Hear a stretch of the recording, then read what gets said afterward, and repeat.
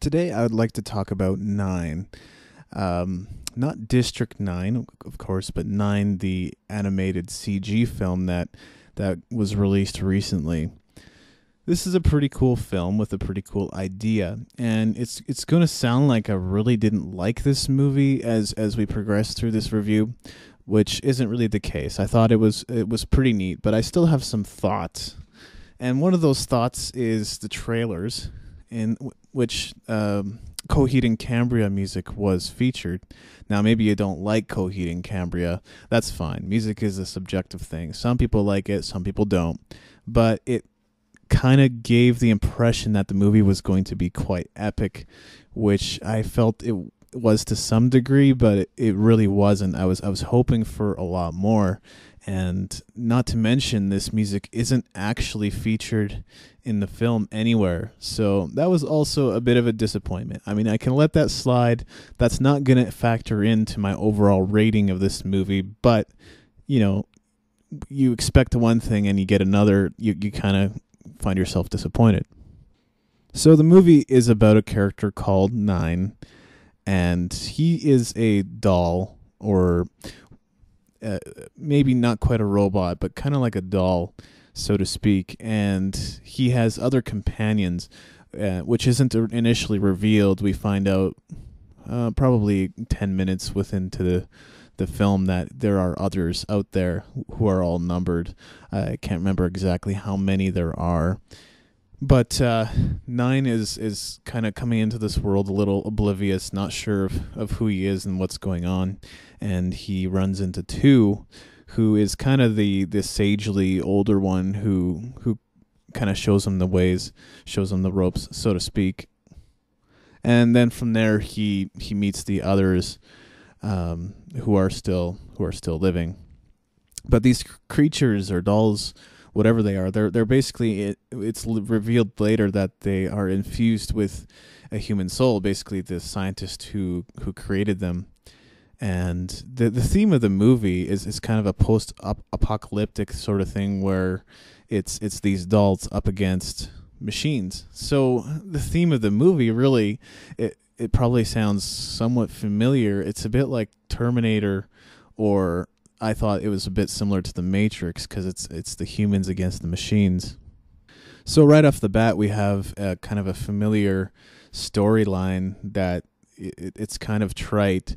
It's been done before, and we kind of know what's gonna happen, which is maybe not a bad thing depending on how you look at it. But I don't think they were really able to present it in fresh light. So, and when you really think about it, you have these creatures going up against robots, but I mean, how are they different? You know, despite the fact that they've been infused with a human soul, how are they really different from the machines? That's something that I really felt needed to be established, but wasn't. It's almost like you have machines going up against machines, and that doesn't make a whole lot of sense. The other thing that bothered me somewhat is these dolls or these characters. Their characters were personalities were rather kind of stereotypical North American relatable sort of characters, and I think it was Six, although I could be wrong. He was kind of the big muscular built dumb one, and I kind of thought it was stupid that he is dumb, right? Because the big beefcakes always have to be stupid and dumb, and I don't really get that. Why do we have to have this kind of unique world, or at least seemingly kind of unique world, in which we have these stereotypical characters? And then there's one who is kind of the older, fearful, religious one.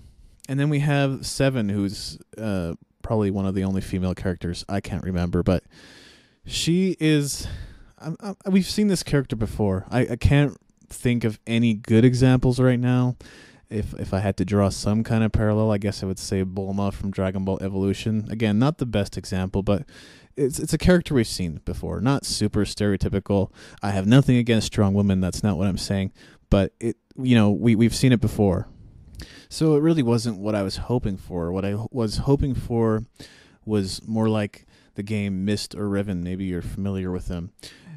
Maybe Riven more so, just because it's the type of game where it's a puzzle game where you are thrown into a world that you don't really know much or anything about, and things gradually become revealed. And I was hoping for a movie more like that, whereas 9 is really kind of predictable, and you can see things we see where things are going, and there's nothing too unexpected about it. I was really hoping for more mystery and backstory to all these characters, and it was a good setting. Like, it was interesting that they're infused with a human soul, but there really isn't enough to support all these combat scenes. And it was cool to see these combat scenes, don't get me wrong, because hey, you got action, you got storyline. That's kind of the best of both worlds, but you need more storyline to kind of support that, I felt. To me, it just seemed like you had this very unique concept, or they had this very unique concept of these dolls infused with a human soul, and that in itself I like. But I just felt like they could have done a lot more with it. And if I had to give this movie a rating, I guess it would be a 6 out of 10, or maybe a generous 7 out of 10.